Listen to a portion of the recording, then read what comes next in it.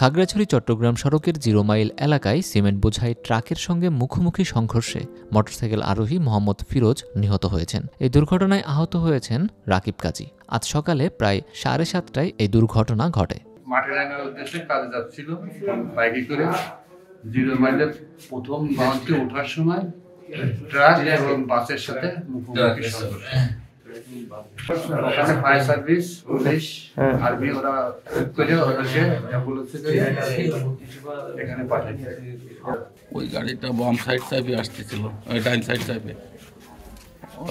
ওই গাড়িটা যখন ডাইন সাইড চাপে আসছিল তখন মনে করেন আমাদের গাড়িও তারা নিয়েছিল উড়ন তিথি।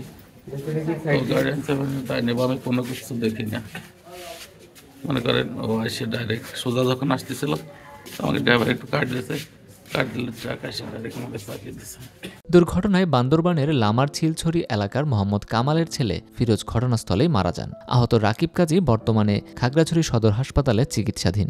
দুজন রোড ট্রাফিক অ্যাক্সিডেন্টের রোগী আজকে সকালে খাগড়াছড়ি সদর হাসপাতালের ইমার্জেন্সি বিভাগে আনা হয়। তাদের মধ্যে একজন রোগী মৃত অবস্থাতেই আনা হয়, ব্রড ডেথ। ওর নাম হচ্ছে ফিরোজ, 20 বছর বয়স। আর অন্য যে রোগী রোড ট্রাফিক অ্যাক্সিডেন্টের, ওনার কিছু ইনজুরি আছে, আমরা আমাদের ইনডোরে রেখে চিকিৎসা দিচ্ছি। পুলিশ ঘটনাস্থল থেকে লাশ উদ্ধার করে ময়নাতদন্তের জন্য খাগড়াছড়ি সদর হাসপাতালে পাঠিয়েছে। স্থানীয়রা জানান, দুর্ঘটনাস্থলটি একটি ঝুঁকিপূর্ণ ঢালু মোড়, যেখানে নিয়মিত দুর্ঘটনা ঘটে।